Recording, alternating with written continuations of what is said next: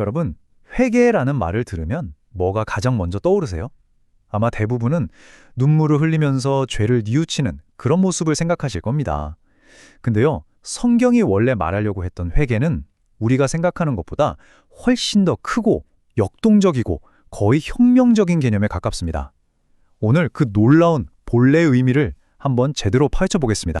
성경을 보면요, 회개하라는 말이 정말 많이 나오죠. 그런데 혹시 이 말을 들을 때 그냥 내가 잘못했구나 하고 후회하거나 슬퍼하는 감정 정도로만 생각하지는 않으셨나요? 만약 그랬다면 오늘 저와 함께 그 단어 속에 숨겨진 우리의 생각을 완전히 뒤집어 놓을 엄청난 의미를 발견하게 되실 겁니다. 자, 그래서 오늘 우리가 어떤 순서로 이 회개의 비밀을 파헤쳐 볼 거냐면요. 바로 이 순서입니다. 처음에는 우리가 아는 뜻에서 시작해서 점점 더 깊이, 마치 양파 껍질을 벗기듯이 단어의 뿌리, 그 핵심 의미까지 파고 들어가 볼 겁니다.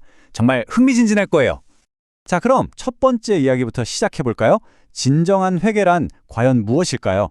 이 단어 하나를 제대로 아는 게 왜 우리 신앙 여정의 첫걸음이라고 하는지 그 이유부터 한번 짚어보겠습니다. 이 구절 한번 보세요. 이게 정말 놀라운 게 세례 요한도 그리고 예수님도 공적인 사역을 시작하시면서 외친 첫 번째 메시지였다는 거예요. 다른 어떤 좋은 말이 아니라 바로 회개하라는 이 한마디가 모든 것의 시작점이었습니다. 바로 여기서부터 우리의 탐험이 시작됩니다. 이제 우리가 익숙한 개념에서 벗어나서 원어로 한번 깊이 들어가 볼 텐데요. 이 단어의 원래 헬라어 의미를 알게 되는 순간 하고 무릎을 탁 치게 되는 그런 깨달음의 순간들이 찾아올 겁니다.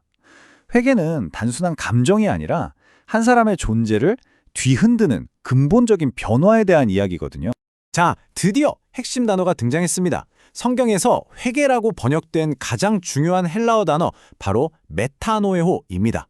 이 단어의 구조를 딱 쪼개서 이해하는 순간 회개의 진짜 의미를 여는 첫 번째 열쇠를 쥐게 되실 겁니다.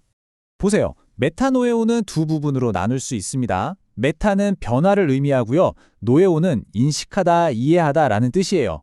자, 이 두 개가 합쳐지면 무슨 뜻이 될까요? 네, 바로 마음을 바꾸다, 인식을 전환하다 이런 뜻이 되는 거죠.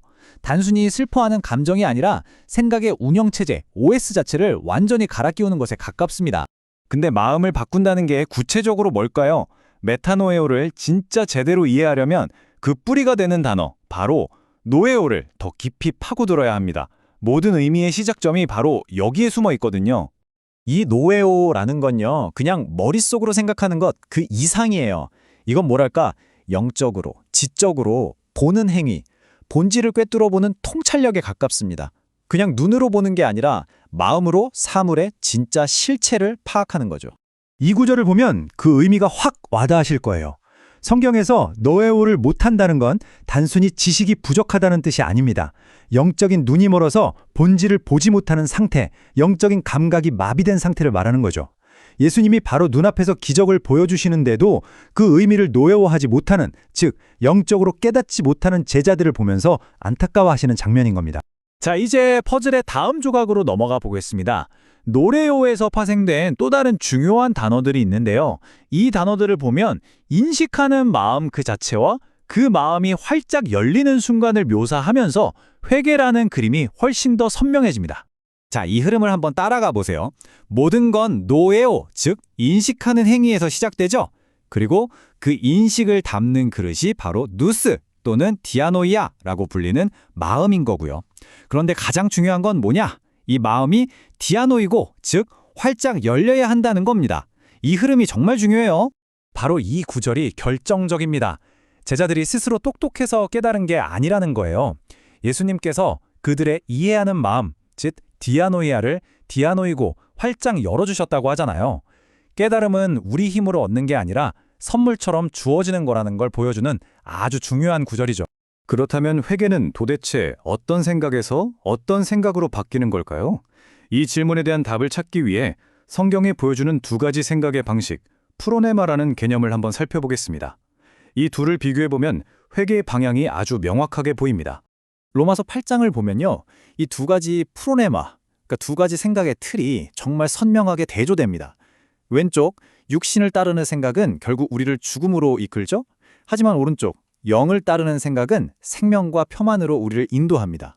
바로 이겁니다. 회개, 즉 메타노에오는요, 하나님의 도움으로 이 왼쪽 세상에서 오른쪽 세상으로 완전히 건너가는 것, 우리 생각의 운영체제를 통째로 바꾸는 걸 의미하는 겁니다. 자, 이제 거의 다 왔습니다. 지금까지 우리가 모아온 언어학적인 퍼즐 조각들을 하나로 합쳐서 회계에 대한 완전하고도 놀라운 그림을 완성해 볼 시간입니다.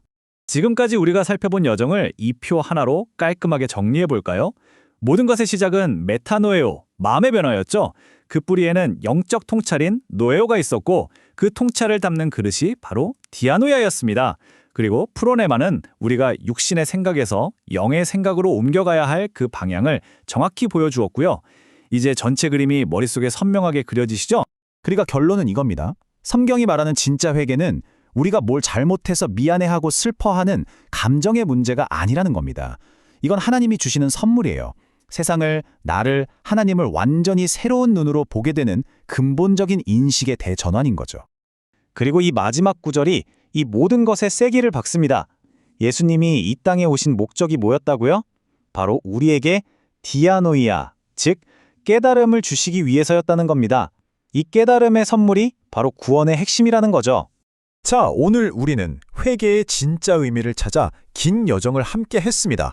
이제 이 지식을 가지고 마지막으로 우리 각자에게 이 질문을 한번 던져보면 어떨까요? 내 마음, 내 인식, 내 프로네마는 지금 어느 쪽을 향하고 있는가? 여전히 육신의 생각에 갇혀 있는지 아니면 영의 생각으로 전환이 이루어졌는지 말이죠.